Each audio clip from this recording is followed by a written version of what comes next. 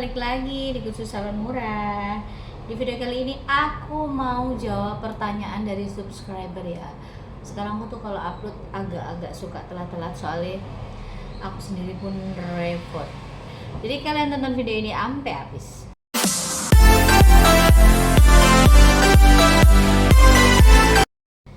Halo, jadi banyak pertanyaan banget. Ini ada komentar di videoku yang rambut botak atau pitak setelah smoothing kok bisa ya. Jadi ada pertanyaan dari Diana ya di 5049. Kak mau tanya kak, kalau kita pakai obat smoothing pelurus rambut dan kena kulit kepala kira-kira efeknya apa ya? Jadi gini loh, gampangannya ya. Ini gampangannya kalau kita mau istilah kasar itu analisa rambut benar-benar. Pada dasarnya semua obat yang mengandung kimia itu sudah pasti ada efeknya. Khususnya kalau kita melakukan proses pelurusan ya, kita mikir logikanya aja ya.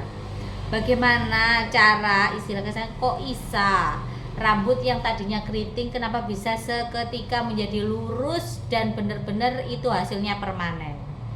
Nah, hal-hal kayak gitu otomatis kan didapat dari bahan kimia. Kalau kita tidak mengerti cara penggunaannya, apalagi kita ngawur asal-asalan, otomatis hasil yang kita dapat pun juga asal-asalan.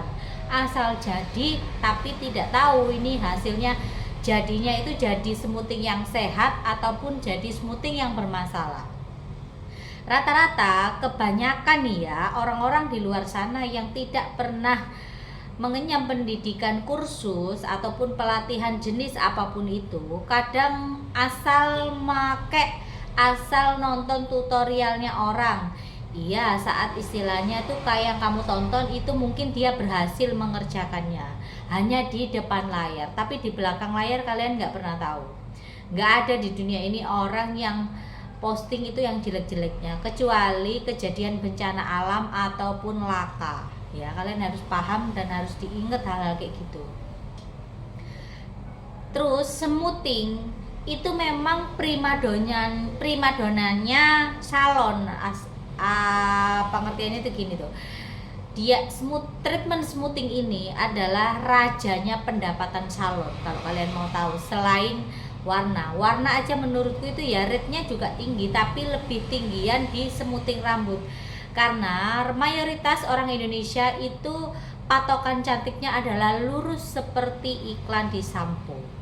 Makanya kenapa selalu aku kasih tahu sama kalian kalau punya salon, mau salon kecil kayak salon menengah kayak salon besar sekalipun, treatment smoothing itu harus benar-benar kalian kuasai. Karena apa? Sumber pendapatan paling besar. Aku sepil sedikit ya, pernah aku satu ketika lebaran ya, puasaan gitu, untuk treatment smoothing aja ya aku bisa dapat satu bulan itu 15 juta. Itu aku hanya ngitung smoothing aja ya, aku tidak menghitung yang namanya pewarnaan ataupun facial ataupun yang lain-lainnya, aku nggak ngitung. Hanya smoothing aja itu aku sendirikan, memang aku tulis sendiri. Itu gila-gilaan omsetnya sampai sebesar itu gitu loh. Berarti kan memang treatment itu adalah merajai. Ketika suatu treatment ini merajai, otomatis kalian harus bisa menguasai itu, mulai dari dasar sampai teknik dimana smoothing kalian ini anti gagal, anti rusak, anti tidak bermasalah di rambutnya orang. Terus yang ditanyakan obat pelurus rambut kena kulit kepala itu kira-kira efeknya apa? Efeknya kebanyakan ini ya yang sudah pernah aku sambil ngajar jadi rada nggak nyaman. Kebanyakan yang aku tahu dan yang sudah pernah aku alami, satu, ketombean. Jadi kayak ada busik-busiknya di kulit kepala sini.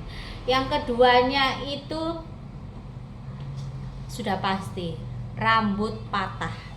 Kalau hanya sekedar patah di tengah, itu ibarat kata itu masih bisa ditolong lah, masih nggak terlalu riskan. Tapi sebenarnya patah itu juga riskan. Yang paling bener-bener yang jadi masalah itu adalah kebotakan. Jadi pitak di rambutnya di sini. Ya udah kayak rambut gundul gitu, kayak kecabut seakar-akarnya gitu. Itu yang bener-bener itu bermasalah. Karena apa? ngolesnya ini terlalu lama, sudah terlalu lama ngolesnya ini nggak rapi. Kalau wong Jawa ngomong itu kayak jembret kabeh apa ya maksudnya, bleber semua, kena kulit kepala, itu nggak bagus kayak gitu.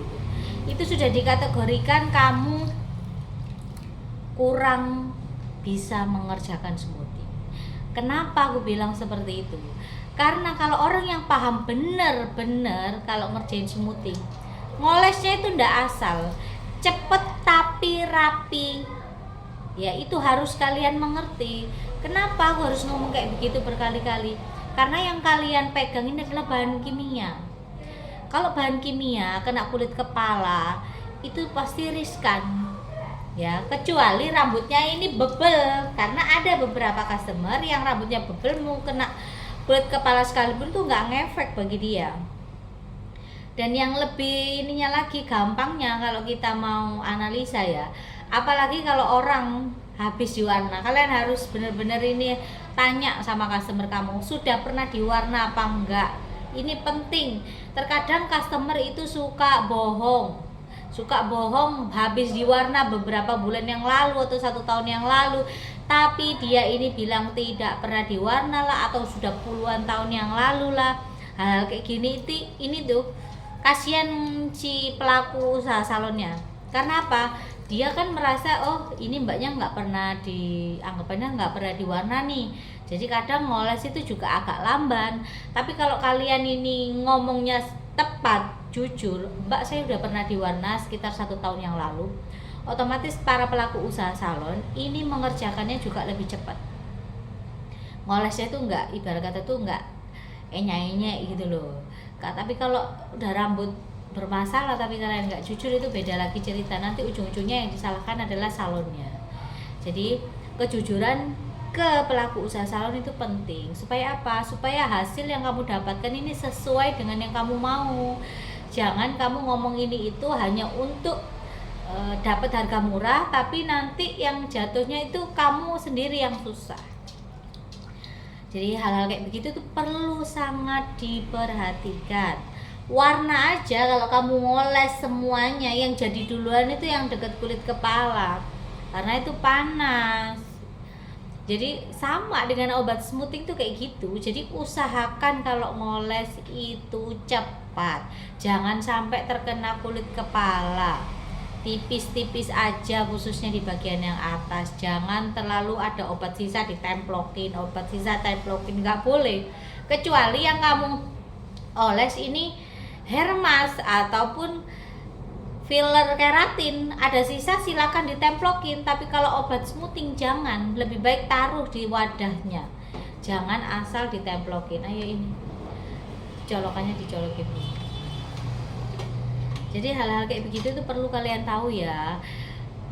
Edukasi seperti ini sebenarnya penting nggak penting itu memang penting banget. Pentingnya untuk orang yang biasanya masih coba-coba, istilahnya tuh pengen uang tambahan dengan cara melakukan proses smoothing dari rumah ke rumah. Biasanya itu kadang ilmu-ilmu katon di mana mereka asal nyomot, asal bisa gitu aja, giliran nemuin kasus mereka pada bingung. Nah kayak gini aku sharing sama kalian bukan untuk menggurui, hanya sekedar sharing-sharing pengalaman, sharing-sharing ilmu. Siapa tahu kalian butuh. Terus lagi kalau kalian tanya, Kak tutorial smoothing, tutorial ini itu, sebenarnya aku sudah pernah posting cara smoothing ya, ada video di paling bawah itu, jadi kalian cari aja. Kalau kalian memang benar-benar pengen tahu caranya yang smoothing yang benar itu seperti apa, ada di bawah sendiri videonya. Terima kasih buat kalian yang udah nonton, jangan lupa kalian subscribe.